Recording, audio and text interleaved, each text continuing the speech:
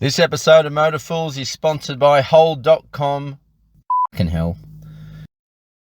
This episode of Motor Fools is sponsored by Holdcom Auto Parts. Check out their massive range of Commodore parts at holdcom.com.au. Yes, I did it, Jimmy.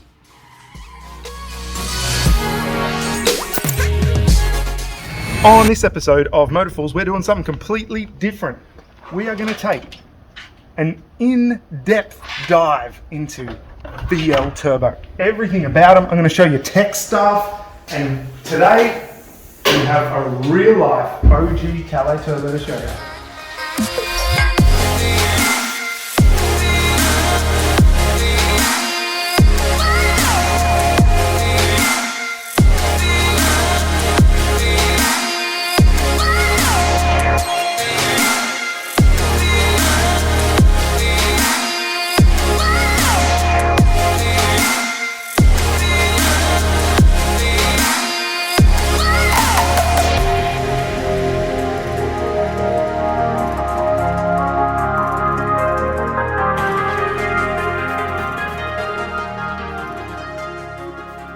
P.S. Stick around to the end because we've got a surprise coming up and it involves, well, this car. We have a real-life factory Calais Turbo right here. We're going to have a deep, in-depth look into them, why VLs were the best car to ever come out of Australia, and if you're looking to buy one, I'm going to show you what to look for so you don't get ripped off. Also, if this is your first time seeing Motor Fools, go check out our other videos. We do all sorts of silly things.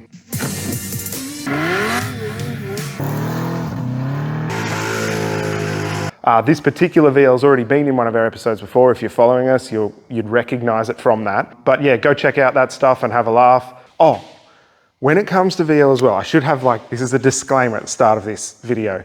VLs were really haphazard with how they were made, especially when you start getting into that whole Series 1, Series 2 thing. There's going to be people that are going to argue to the death. Put a comment below if you disagree with something I said. Let's get into it. So, VL. Only made in, I can't say only, I'll get in trouble again, 86 and 87 mainly. Some people say there's 85s and 88s models, not too many of them. They were made in Adelaide and Melbourne. I'll show you later how to tell where this was built on the build plates. They rocked, absolutely rocked the modification industry back then. There was really not much around. There was maybe a V8 Tirana and, a couple of other sort of cars in Australia. Then this thing came out and just shook everything up. People got a hold of turbos and that was it. Modifications happened and completely changed the scene. It is no surprise that one that lasts this long in this condition, factory Calais, factory turbo, is extremely rare. Not many Calais were made to start with. And pretty much everyone on their Ps, which you're allowed to drive them on your Ps back then, ended up wrapping them around poles. 37 years on, an original factory turbo Calais is even rarer. The fact that it's lasted 37 years in this condition is a miracle. Factory turbo, like I said, factory Calais, and super, super rare Everglade green color. And it is single tone as well, whereas most Calais are two-tone. The fact that it's survived this long, it's got to be probably one of the only ones in existence in this spec. A keen VL enthusiast will know just straight from the color that this is an 86 model. Rumor has it, Holden had some paint left over from the VKs that used this Everglade green, and it spilled over into the VLs. Speaking of colors, VL came in a huge array of colors. I'll try and put some of them up on the screen and during this video. It is shocking how many colors they came in.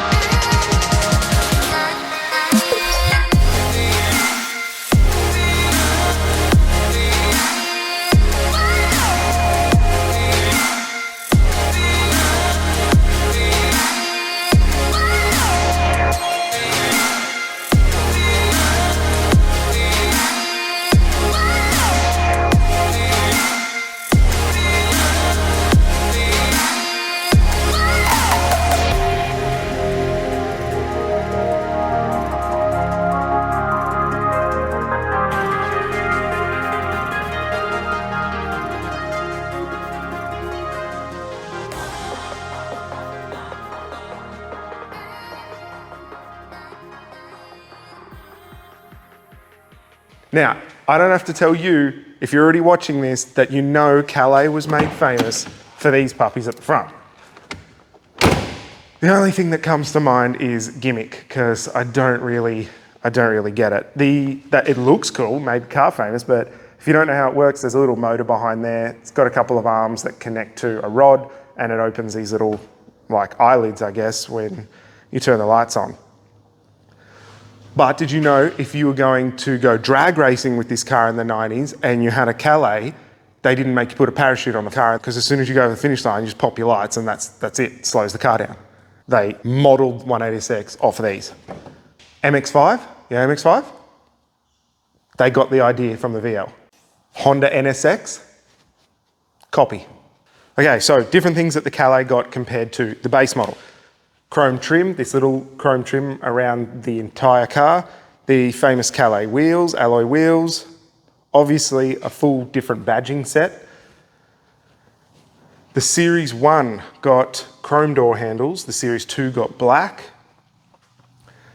They got these really cool Venetians in the back window, which were all the rage back then, and also in the rear quarter window. They got a completely different rear tail light and trim set. With the famous, these things became all the rage, the pinstriping on the tail lights. Everyone was doing it to everything back then. Everyone wanted to be like the Calais. And of course, their famous turbo badge. Moving to the interior, the Calais got a whole different interior and their famous rear headrests. Calais was being advertised as the luxury vehicle at the time. It got a whole bunch of extras, such as power mirrors, cruise control, had ice cold air conditioning, got power windows, which I tell you, 37 years on, are not the quickest in the world, and adjustable antenna for the radio. It's got a slightly different dash, and people will argue that the Series 1 and Series 2 were different as well. I'm not getting into that. Came with an oil pressure gauge from factory, which is pretty cool as well. And also, if you didn't know, Calais got a different head unit to the base model. Pretty similar, just got a couple of extra buttons and stuff, but still got the tape deck and... Oh! Was that a button? Just reading the sales brochure. Fun fact, it took Calais designers 4 months to come up with this steering wheel. They sat down and they said, how do we create the worst steering wheel anyone's ever seen, ever? Oh, Calais also got boot pop. Go around to the back, watch this. Beautiful.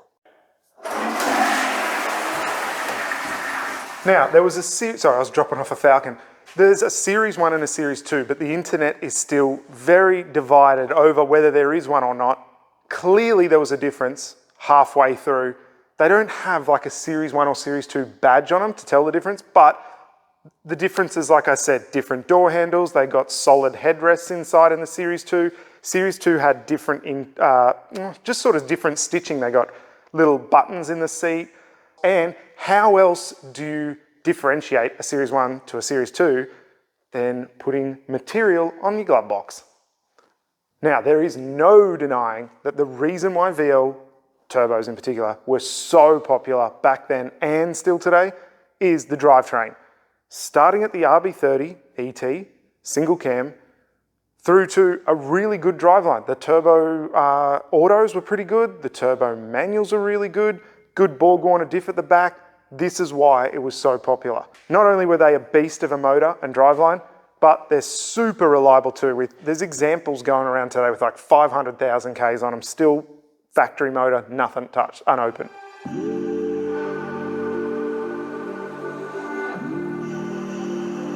Holden fans didn't like the RB30 at first because it came from Japan, or a Nissan, but the Holden motors at the time in the VK and stuff were ancient technology, and this one was ready to go and chuck in and could meet the emission rules back in '86.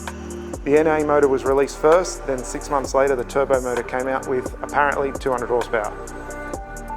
The turbo motor had different pistons to lower the compression, different cam, different inlet manifold, injectors, ECU, but the crank and the rods were the same, head, all that sort of stuff was the same. Of course, they put a turbo on it. Seriously though, these things were so smooth back in the day. This one here runs like you're driving on a cloud. It's like unbelievable. They run as smooth as like a brand new BMW or something like that, even 37 years on and 200,000 Ks. Wait, a BMW is smooth? Well, what else is smooth? Like as smooth as,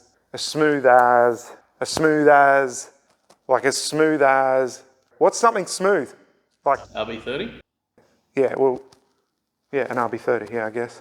Did you see that ad back in the 80s to advertise the RB30 motor and how smooth it is? Like I just said, smooth. They did the coin balancing thing. Have you seen that ad? Have you seen that ad? I'll put it up now.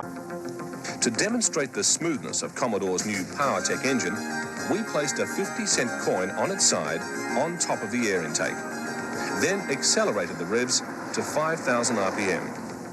And the coin stays upright. We need to do it. Who's got a 50-cent coin? Let's see, 200,000 Ks on, 37 years old. This could take a while. Let's try and find one. Got one. Let's check it. That took all day. Flicker on. Like silk. What did I tell you? All right, rev it up to 2. Give me 2.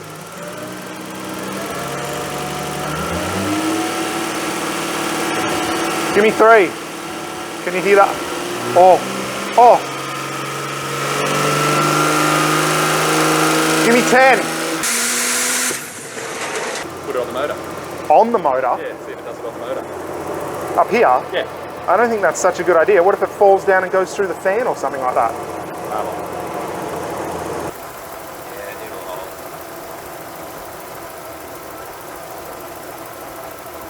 You reckon? I think it will.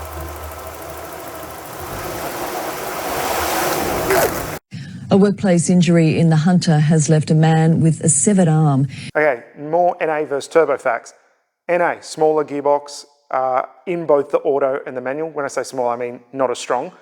The manual was sort of like an RB20 box of later times, bit like glass. They got 25 spline axles in their Borg Warner, whereas the turbo got 28 spline axles in their Borg Warner with the option of the LSD as well. The auto in the NAs took about 43 seconds to change gear. The turbo were a little bit better. They came with like a boost modulator on the side that sensed how much boost was putting in, and it would change the way that the auto shifts.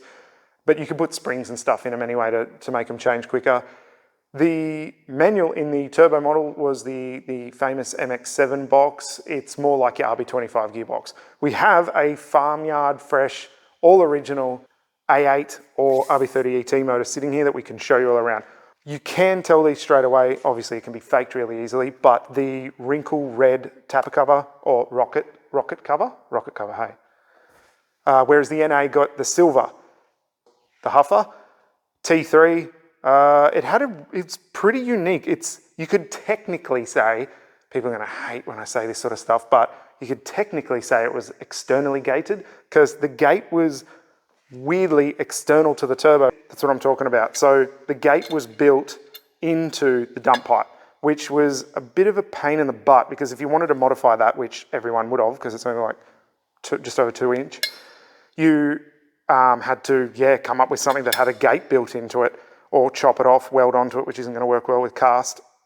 But yeah, that's it. Some super, super cool features on the RB30 ET was that it came with an adjustable wastegate as well, or adjustable arm. So you could just put a bleed tee on it, but you could also shorten the spring. We'll get some tools and take that off and I'll show you. That's what I'm talking about there. So adjustable in terms of length. It's got a threaded rod on there. Shorten it to up the boost, lengthen it to lower the boost. Pretty cool little thing. It's like way easier just to put a bleed tap on it. Other fun facts. Come check this out. Factory overboost valve. Nissan's had them up to, TD42 had them in like early 2000. Pretty much looked exactly the same as that. But I think it was like 10 PSI or something. Correct me in the comments below. I can't remember what the factory pressure is on that. But yeah, at a certain boost level, that pops off and releases boost pressure so you don't overboost the motor. And most people just blanked them off. Okay, what else is there? As Holden calls it, the intercooler. Where's the factory manual? Yeah, have a look at this. Air-to-air intercooler. But we've got one here somewhere. There's nothing even inside of it. Huh. Other features of the RB30, they all had, both NA and turbo, both had dizzy and lead, single coil. It works fine. Like, you know, you can get heaps of power out of them. You don't even have to touch that sort of stuff, which is pretty cool. NA versus turbo. Again, turbo got a different fuel pressure reg to the NA. All right, more facts about the turbo. So as I told you, it's got the weird dump pipe with the gate built into the back. Is adjustable. It's sort of like a T3, that's what it's known as. You could easily high flow it. That's why these motors were so good for modifiers, because, you know, you could put an intercooler on the front, an actual intercooler, up the boost, tune it if you want, but even with more boost, they fly. This thing goes great just in stock form as it is. Block the overboost valve off. The turbos didn't like anything over, chuck me that turbo. There's like 18 pound because they tended to do this. This one sent the wheel in both directions. There's a little bit of it there, out through the rear housing.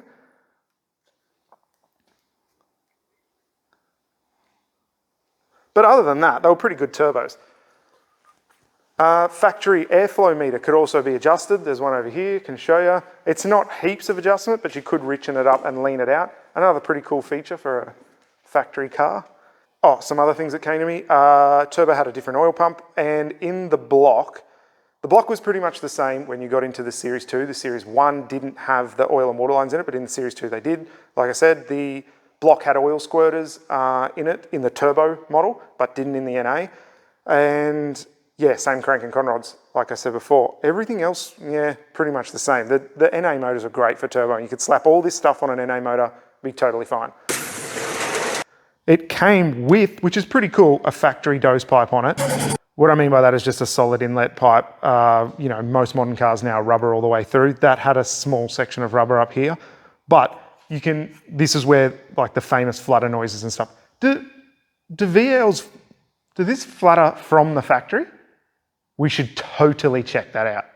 All right, we're gonna see if a factory VL turbo will do a dose. It won't be a big loud dose like this. It'll be more like a flutter, I reckon, but we're still gonna find out anyway. We're gonna put a microphone down near the airbox. All right, I'm gonna try it.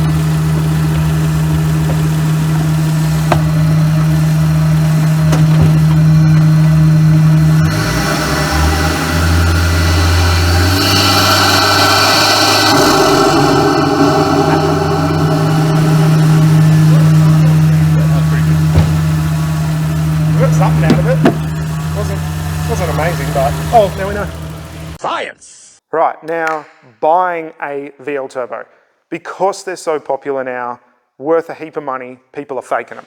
So we're going to give you a quick rundown, because we've got a real one here. We can show you what to look for and stuff like that. There's tag jobs and all sorts of tricks and stuff that people can do.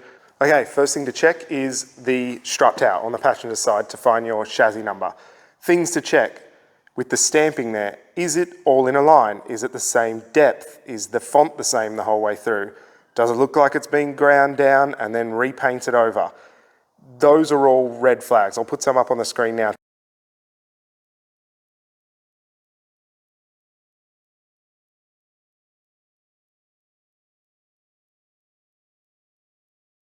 Other thing to think of, has the entire tower been cut off another vehicle and put onto this vehicle? So you want to see, again, signs of age, check the seam around there, that it looks all factory. While this car has been restored somewhat, all this has been left really original, so you can see the age. They're just more things that you need to look for when you're looking to buy one. Okay, next to check is the 3 body tags at the back on the firewall. So again, things to check straight away. Is the pot rivets, do they look 37 years old? Do the tags look 37 years old? Again, all the stamping and everything like that, is it all uniform? So now we're going to get into those even in more depth. If the vehicle is December 86 or earlier, at the top of all the tags, it will say General Motors Holden Limited. if it's a later model, December 86 onwards, it'll say Holden's Motor Company. So check that all three tags say it and that they all match each other. So the top tag is a VIN number, which tells us division, degree of luxury, body style, engine code, year model, assembly plant code, serial number, and series code. Here's some examples on the screen now to show you what to look for, what would look sus.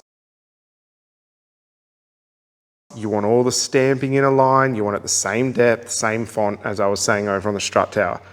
The bottom right tag is a compliance tag. The three main things to look at on this tag is, does the top read correctly, as I said?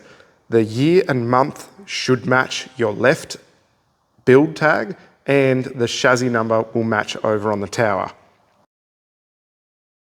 All right, next tag is your build plate just here, behind the cruise control cables there. This one's got information on the model. So, as you can see on the screen, the VL8 VK19 equals VLSL sedan, and the numbers below that show you the different ones, Bellina, Calais, etc. The next numbers are the mechanical pack numbers, so SL Bellina, Calais, and so on. The second number is the type of motor, the third is your transmission. So 3, 2, 5, for example, would equal Calais, 3-litre turbo, and 5-speed manual. So make sure those numbers match the car that you're buying. There's some extensions which I've also put on the screen now for different things like Calais wagon, etc.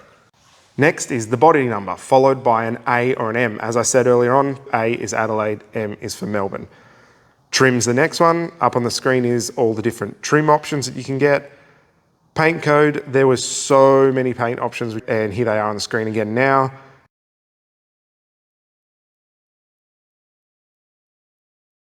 Obviously your build date is next, and it needs to match your build date over on your compliance tag. These should all be in a nice uniform line, not stamped all over the place. Then you get to engine. So in this case, LW5 is your famous 3-litre turbo motor. Then your trans. So if it's a turbo, you want to see the MS1 in there or the MX7 for the 5-speed. Then you get onto your rear axle. Right, engine code, pretty important when you're looking for a factory turbo motor. If you come down and have a look just here, you've got your engine number followed by the A8. So an NA motor will say A6, a turbo motor will have the 8 at the end. Don't be too concerned if your 8 or your 6 is down here. Some of them got tagged, I don't know, they ran out of room or something, so the tag came down onto a second line. So some have 8 up there, some have 8 down there. Okay, so if you're looking for an original factory VL turbo, other than the tags that I showed you to look at, really look at them carefully. You'll want to see all the other things that are turbo. So obviously the turbo motor, the brakes on the turbo, the master cylinder is a 1-inch style. So you're going to see the number 1 printed on the front and a different bracket, a different booster. And probably the biggest thing, some people know this, some people don't, is the chassis rail on the passenger side of a factory built VL turbo has a sort of like there's a seam that runs along the side of the chassis rail, and it's sort of like bent over or kinked over where right where the turbo is to give clearance. So if that's not there, you got a big problem. And this one is extremely difficult to see because of all the heat shields and everything. We might try and get a torch down in there, but I'll put one on the screen now of what you want to look for.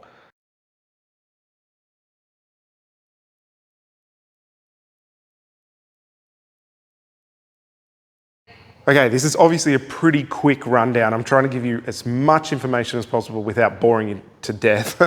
If you want to find out more, there's some pretty good Facebook groups around. There's a new one out, LW5, the home of the genuine VL Turbo.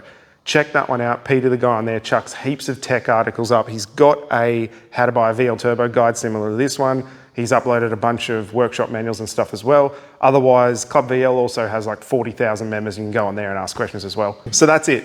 You have a full list of things to look at. I've showed you up close and personal with tags and VIN numbers and all that sort of stuff, and an original A8 motor. If you're looking to buy one, make sure on all those things, don't get ripped off. If your mate's looking to buy one, show them the video. Oh, and I told you I had a surprise at the start of the episode, and here it is. we are going to raffle this actual Calais Turbo off right here. You have to head over to motorfools.com. It's going to be super limited entries. Check out the Facebook page and the Instagram page to keep up to date as well. You get over there, buy a promotional pack to get free entries to win this, and some lucky son of a is going to have this thing sitting in their garage at home. I'll leave you with one more video.